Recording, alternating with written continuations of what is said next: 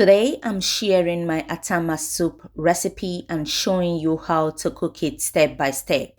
This Atama soup recipe is the authentic recipe that you need to know. And the cooking process is beginner friendly, so let's go straight into it without any further ado. We're using palm fruits for this recipe. Some people call this unko or abak.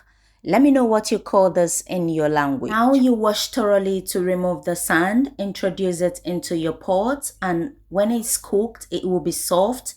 You pound it and extract the juice with water and set it aside.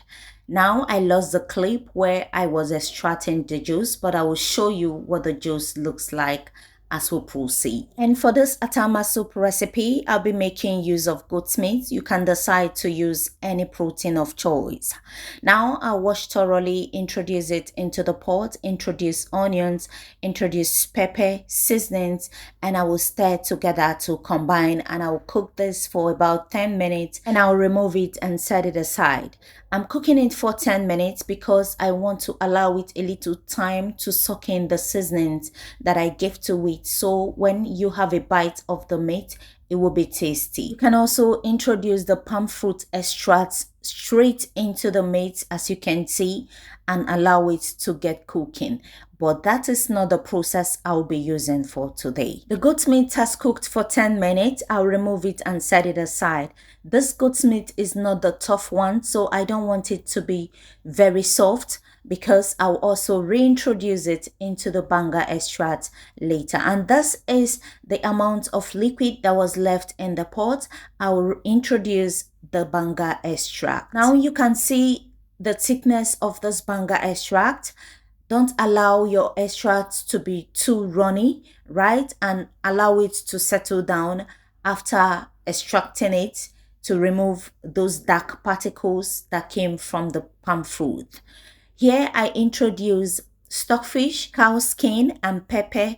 I'll cover and allow this to cook. Now the banga extract will act as a base and as a thickener to the soup. When I opened up, I introduce this Idem food.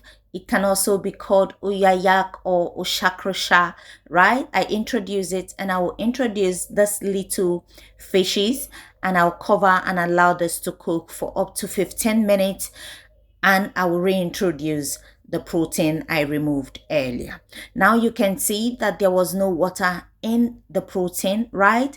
I introduced periwinkle. You can decide to use the shared periwinkle, but this is the perfect one for this particular soup. You know, every soup has what goes well with it. I think this periwinkle is perfect for the soup. So I stir properly to combine. I'll then introduce crayfish. Give it a good amount of crayfish. Cover this and allow it to cook. You can also stir, but I won't be stirring. I'll cover and allow it to cook for up to 15 minutes. And here you can see the oil is now floating on top of the soup.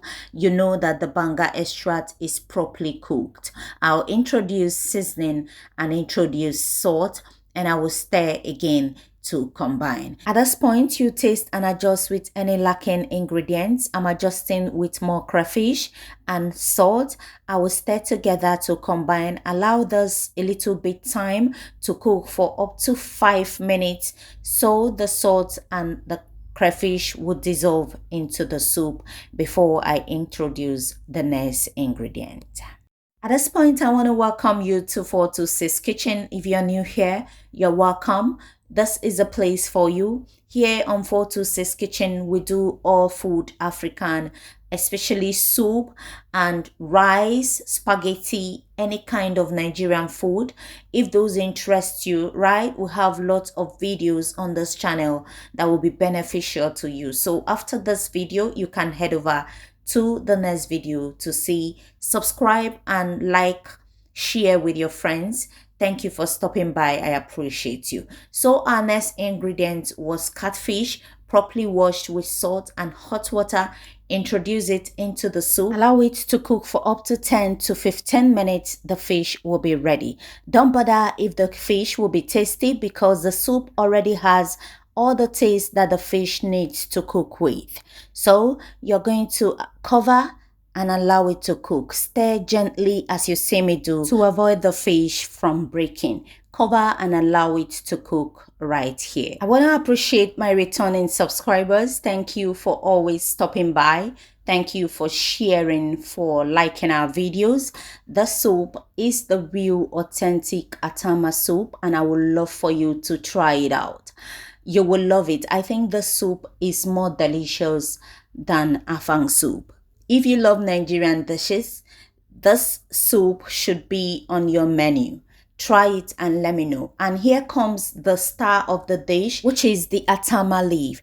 Look, this leaf has an aroma that will keep you coming back if you try it for the first time. And in my opinion, the soup is more delicious than the popular afang soup. After introducing the leaf, you will stir with care as you see me do to avoid the fishes from breaking. For the Atama leaf has a slime nature.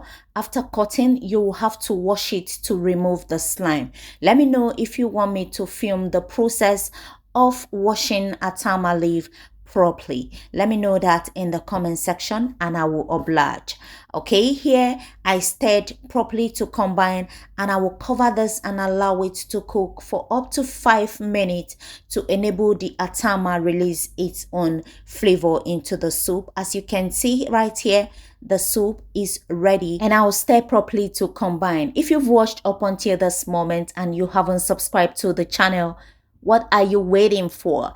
This is the best time to hit the like button, share with your friends, subscribe to the channel so you'll receive notifications each time we post new videos, right?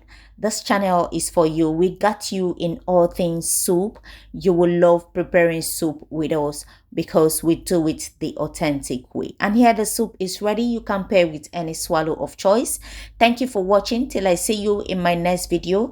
Do have a pleasant day, and thank you once more.